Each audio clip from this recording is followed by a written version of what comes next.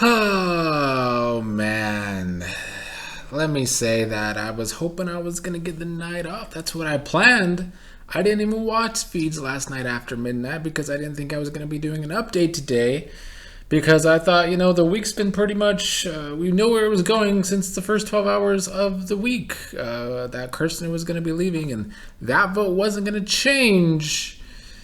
And then, of course, last night after I posted a video where I'm saying people are just trying to find things to cancel. I don't see anything worth canceling.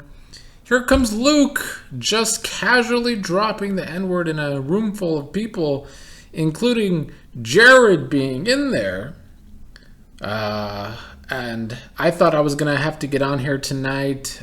Well, I knew I wasn't going to be able to record until tonight, and I was going to be able to see what production's decision was going to be. And I've been holding back cussing out production because if anybody's seen any of my videos over the past few years of covering Big Brother, I am always on production's ass early. Before the season even starts, usually I am cussing out production because I think Grodner and Meehan are some of the worst producers in TV history. But, surprisingly, for the first time ever, Big Brother and CBS made the right decision. They have removed Luke from the game, which was the right decision. For me, it was a no-brainer. I've hosted many games on this channel, and even before I had these episodes of games that you could see on this channel, my number one rule has always been that if you say something against someone's race or sexuality, it's automatic removal from the game. And so Luke dropping the N-word should have been an automatic removal, and it's good to see that Big Brother has finally put that into effect. They talked about it during All Stars when it was when Memphis might have said it. They said he didn't say it, but they said that if he did say something like that, they would remove him from the game. Now Luke does, and he gets rightfully removed from the game. So I think it was the right decision. For me, it was a no-brainer, and I'm glad that they did it. A lot of people giving Jared shit because he didn't do enough in that situation or whatever. Or, we kind of gave him a pass very awkwardly. But, the black bloggers and the black fans will have to talk about that. That's not really my place. I will leave that up to the black fans. In my little white opinion, I will say, though, that I don't think it is fair that it should be up to the players to determine what is right from wrong in this game. That's why I'm glad that production did make the right decision. Because usually in the past, even on Survivor, they leave it up to the players to deal with, and that's not fair. It should be up to production. A lot of times, these games, they are a cross between a game and a social experiment, and you have to weigh them both and see which one is more important to you. And usually the game outweighs the social experiment with these shows, and that is why it should have been an automatic decision, and it was. And they actually did the right thing for the first time ever. So it's not my place to talk about if Jared should have gave him such a pass for dropping it so casually. Somebody I am going to rip apart is Hissam. Hissam had a very weird reaction to the aftermath of that, where he goes up to Luke afterwards and basically is impressed with how loose his mouth is and how he just says whatever comes to mind. I don't know if Hissam was just trying to placate him. I don't really care. The biggest problem is that these old heads in the house have been acting so much more evolved than the youngins, and yet every time it comes to stepping up and being more evolved, they fail. And this was a major failure. It was such an odd thing to go up to Luke afterwards, almost kind of impressed by the way that Luke just blurts things out. So definitely disappointed in Hissam, and he is 100% on my shit list.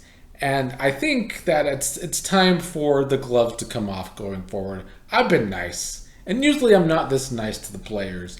Usually I just be tearing them to shreds, and I've come after some people like Cameron and Riley and even Felicia, and now Hassam. I'm about to get a lot worse, I think. I think it is time. I don't know if Kirsten's going to be staying or leaving or not. That will be determined by production. I think she should be staying. When Paloma was kicked out or left last season, Taylor got to stay because of the twist that they were doing. The rumor has been that nobody was going to be leaving anyway because of whatever twist it was going to be. We'll see if that's the case. With it being so long, though, you're already going to go down to 14 players. I hope Kirsten stays. I think there's a lot. It makes the game much more interesting. She has been kind of outcasted, and if she stays, now they have to use her. I don't know what that means for Riley's HOH. I'm fine with her being safe next week, honestly, if that's what it means. But Kirsten staying will add an extra element to this cast that I think is needed, with everybody trying to be in an alliance with everybody, which is the case in most week ones. But also, I've been talking to Alex a little bit. We've talked about how he brought up the little relationship developing between Matt and Kirsten, and how Matt needs someone in the house like Kirsten, because most people have just been kind of brushing his hearing problems aside, and Kirsten takes the time to talk to him one-on-one, even in group settings, acknowledge the fact there was a game going on yesterday that he couldn't really participate in, and she sat out with him.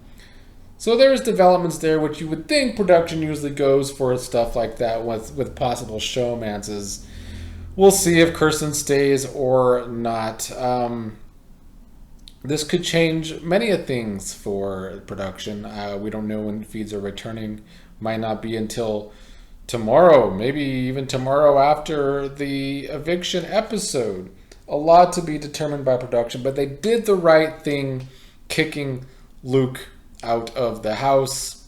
I was coming around to his game style. I was getting, the Paul vibe, because he was clearly a recruit, the biggest recruit. Shocker that the biggest recruit is the biggest problem of the week. But I was thinking, maybe he's going to slowly learn the game like Paul. I was rooting for Paul against Nicole in the end in Big Brother 18, despite Paul being a huge recruit. But at the end of the day, Luke brought nothing to the table. Luke truly brought nothing. Other than Kirsten, he was the other outcasted player. And then suddenly in the last 2 days, he woke up and started playing super hard out of nowhere. All the speculation that he had a twin, because his game plan made no sense. He said that he wanted to come in and look like the dumb player, and he certainly did that. But maybe at the end of the day, he was truly just dumb, and that's how it's looking like today. Good riddance, and nothing truly changes with the big recruit now gone and going home. So where I am at with this, I probably won't update again until Friday. Hopefully I'll get to talk to Alex that night. We'll see. If not, it'll just be me talking about the cast and whatever twists they have going on and whatever happens to Kirsten. But yeah, the gloves are off for me, because I don't like the old person alliance at all. And I don't like Cameron and Riley, but I don't mind Jag and Blue and Corey. I talk shit about their Gen Z game style, saying too much, but I don't dislike them yet. They're playing poorly, but on a personal level, I don't dislike those three. I do, however, dislike Jared, and I think anyone on that side can get it. I don't care if it's Surrey's side. I'm a huge Survivor fan. I loved Surrey and Survivor, but I don't like her alliances right now at all. So Surrey is not safe from getting some shit thrown at her. And if she brings up one more time that Kirsten is disrespecting her or not respecting her and the matter of respect, I'm going to go hard on Surrey. I don't care. Surrey has not earned respect from Kirsten yet in a week. Point blank, period. And I'm sick of hearing about it already. She brought it up again today. These old people are annoying me. Very much so. They are a very annoying group of people, and Jared doesn't help their case because he's annoying as well. And then Izzy, I have this very strong like or dislike relationship with her because she's also crazy, but she has this Sagittarius energy that cracks me the fuck up. And I fuck with Sagittarius energy pretty much hardcore to bring up astrology into this. I talked about it yesterday. I'm dating a Sagittarius, and it's still my favorite energy. Has been for a long time. So Izzy can continue to be Izzy because she does crack me up. But even her and the rest of that alliance just grinds my gears so far. They act so much more evolved than everyone. And yet Hassam, a weirdo last night, trash. So we'll see what the aftermath of all this nonsense is. Luke is gone. We don't know if Kirsten's staying or not. We don't know what the twist is going to be. It's been a hectic week one like it usually is in the Big Brother house. But at the end of the day, I'm glad that production finally realizes how to actually maneuver a show with live feeds, because for years now they just let people, or they try to protect people on the live feeds instead of just being the boss. Instead of just being the production team that has to drive the ship, they try and leave it up to the players, and it has been a decade of terribleness until lately. And I'm glad production has finally learned from their decade of mistakes.